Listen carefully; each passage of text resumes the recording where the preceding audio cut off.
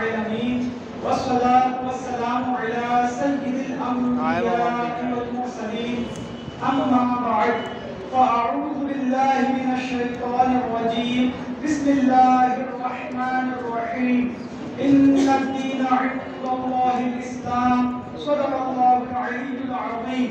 मेरे प्यारे मोहतरम बुजुर्गों, दोस्तों, अजीज साथियों, अभी मैंने कुरान पाक की जिस आयत की तिलावत का शर्फ हासिल किया है, इससे मुतअल्लिक़ कुछ अर्ज करने से कबल बेहतर और मुनासिब समझता हूँ कि आइए हम सब मिलकर आका नामदार, दोनों इल्म के मालिक व मुख्तार जनाब अहमद मुस्तफा मोहम्मद मुस्तफा सल्लल्लाहु तआला अलैहि वसल्लम की बारगाह में कसमना में दुरूद और सलाम का नजराना पेश करें। बड़े आवाज़ में बुलंद अल्लाहुम्मा सल्ली अला सय्यिदिना व मौलाना मुहम्मदिन व आलिहि वल कलाम व आलिहि व सल्लिम सलातु व सलाम अलैका या रसूलल्लाह सल्लल्लाहु तआला अलैहि वसल्लम।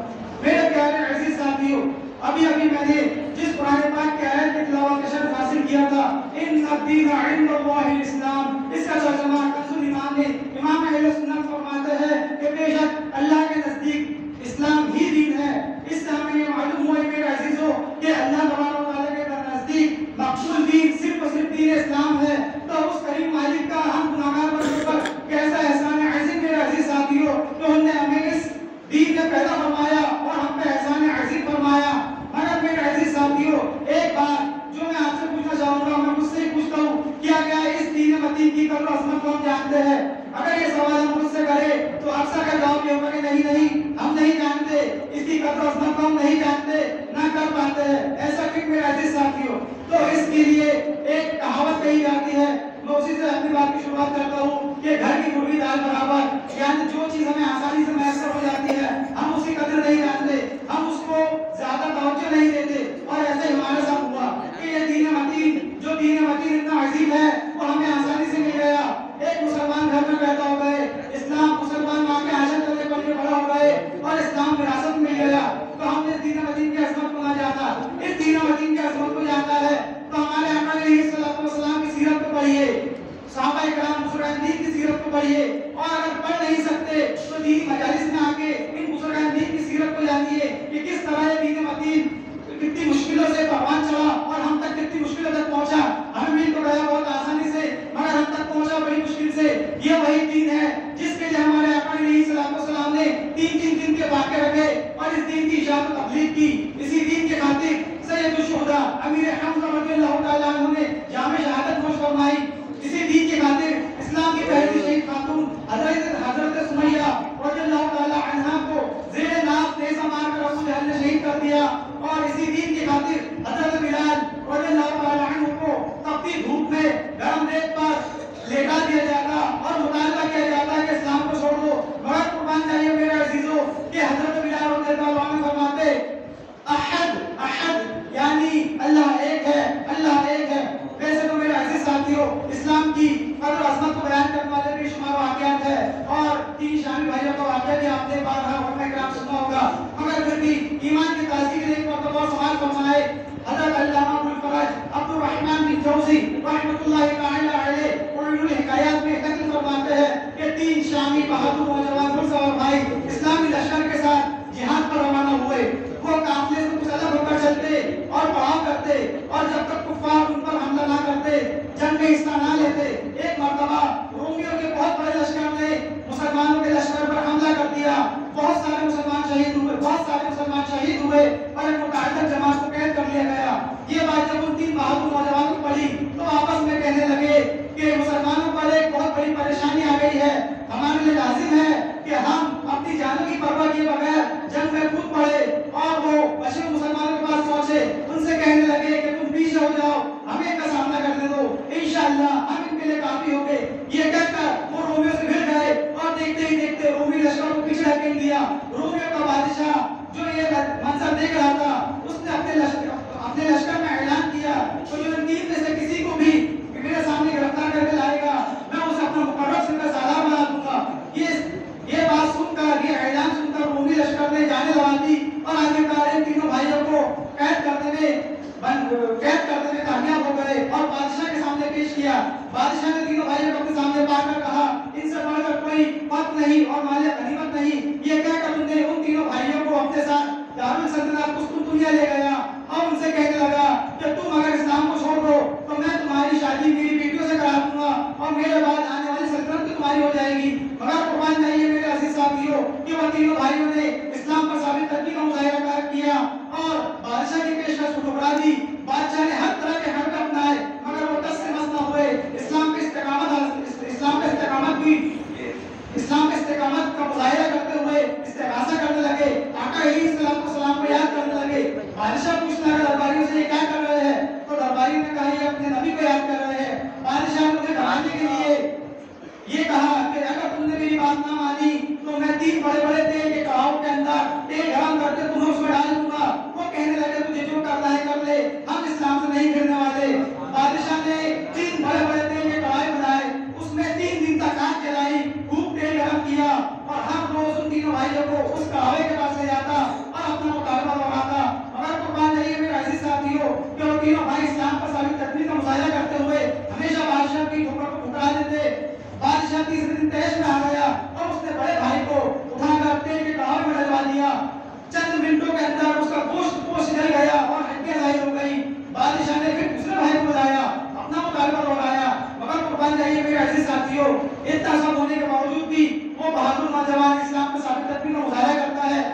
मालूम वही है इस आयत मुबारक की तर्जुमानी कर रहा हूं। इन्नल्लाह अश्तरा मिनल मुमिनीना अनफुसहुम व अमवालहुम बिअन्ना लहुमुल जन्नह। तर्जुमा बेशक अल्लाह तबारक व तआला ने मुसलमानों का माल और जान उनसे खरीद लिया है, इसके बदले में उनके लिए जन्नत है। उस भाई ने भी बादशाह की पेशकश को ठुकरा दिया। बादशाह तैश में आया और उस भाई को उठाकर तेल के कढ़ाई में डलवा दिया। उसका भी चंद मिनटों में गोश्त पोष जल गया, सिर्फ हड्डियां जाहिर हुई। ये भाई तीसरा भाई देख रहा था, वो गमगीन हो गया। बादशाह ने उसे बुलाया, तू गमगीन क्यों है? तू मेरी बात मान ले, नहीं तो मैं तुझे भी इस तेल के कढ़ाई में डाल दूंगा। वो भाई मुस्कुराते हुए कहता है कि मेरी तो एक जान है, 1000 जाने भी हो तो कुर्बान है इस्लाम के लिए। वो मुफ्ती भी क्या खूब फरमाते हैं, करो तेरे नाम पे जान विदा, ना एक जान दो जहां विदा, दो जहां से भी नहीं जी भगा, करूं क्या करो जहां नहीं। इस्लाम पर इस सख्ती का इस्तेकामत देखकर बादशाह परेशान हो गया। एक दरबारी उसके पास आता है और कहता है कि अगर मैं इसे इस्लाम से भेज दूं तो मेरा इनाम क्या होगा? बादशाह कहता है मैं तुझे नजराई बना दूंगा। वो कहता है मुझे कबूल है। मगर बादशाह कहता है कि मगर बता तो सही तू इसका इस्लाम किस तरह छीनेगा? बादशाह कहता है, दरबारी कहता है कि तुम जानते हो कि मेरी बेटी बहुत खूबसूरत है, मैं उसके जरिए इस्लाम से छीनने की कोशिश करूंगा। तुम बस इसे मेरे साथ रवाना कर दो और मुझे 40 दिन की मोहलत दे दो। ऐसा ही जो तय हुआ था, दरबारी अपने साथ उस नौजवान को ले गया और अपने घर में रखने लगा और अपनी बेटी के जरिए हर अपनाए कि उससे इस्लाम छीन लिया जाए। मगर कुर्बान जाइए मेरे अजीजों कि वो नौजवान दिन भर रोजे रखता, इबादत करता, रात को नवाफिल पढ़ता, मगर उस औरत की तरफ नजर उठाए भी नहीं देखता और इस्लाम पर साबित कदम रहा। जब 40 दिन होने आए तो बाप बेटी आपस में मशवरा करने लगे कि 40 दिन हो गए हैं मगर ये नौजवान किसी तरह से इस्लाम छोड़ने पर राजी नहीं है, लड़की की तरफ आप उठाकर देखता भी नहीं है। वो दोनों ने बाहर मशवरा किया कि बादशाह के पास जाके कुछ और हालत मांग लेते हैं और दूसरे शहर चले जाते हैं, शायद वहां जाके कुछ काम बन जाए। बादशाह के पास दरबारी गया और उसने मामला बताया कि इसके लिए और मदद चाहिए और जाकर थोड़ी मुद्दत और मांग ली और कहा कि हमें दूसरे शहर भिजवा दो, हो सकता है शहर में इसके भाई का कत्ल हुआ है तो ये इसलिए रोजे नमाज रखता है। बादशाह ने उसकी बात को मान लिया और अपने उस दरबारी की मोहलत बढ़ा दी और उन दोनों को यानी उस दरबारी की लड़की को और मर्द मुजाहिद को दूसरे शहर रवाना कर दिया। कुर्बान जाइए मेरे अजीजों कि जब वो लड़की उस शहर से बाहर निकली तो उसका दिल बदल गया और वो इस्लाम की तरफ माइल हो गई और उसने दूसरे शहर पहुंचकर उस मर्द मुजाहिद से कहा कि बेशक तुम्हारा दीन हक है, मैं तुमसे मुतासिर हो गई हूँ, तुम मुझे इस्लाम में शामिल कर दो। ये कहकर मैं इस्लाम में शामिल हो गई। मेरे अजीजों इस्लाम में शामिल होना था। वो दोनों आपस में कहने लगे कि अब ये लोग हमारे और ज्यादा दुश्मन हो गए हैं, इसलिए बेहतर है कि हमें दूसरे शहर किसी इस्लामी मुल्क में चले जाना चाहिए। और वो रात के वक्त घोड़े पर सवार होकर रवाना हुए। कुछ दूर को गए, उन्हें ऐसा लगा कि कोई हमारा ताक़ुब कर रहा है। उन्होंने पीछे पलट कर देखा तो 2 नूरानी शक्ल वाले लोग थे, उनके पीछे एक जमात थी जो उनका पीछा कर रहे थे। वो रुके, वो दोनों नूरानी शक्ल वाले लोग उनके करीब आए और मुसाफा किया। वो नौजवान हक्का बक्का रह गया। जब उन दोनों नौजवानों से जब उन दोनों नूरानी शक्ल वाले नौजवान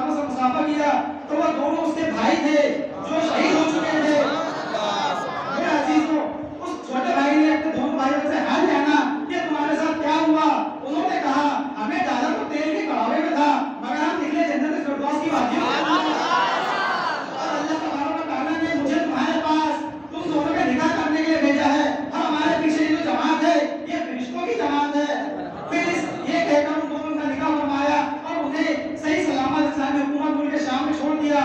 ये वाकया उस वक्त बहुत आपस में लोग पजीराई पाया, लोग आपस में कहते सुनते रहे।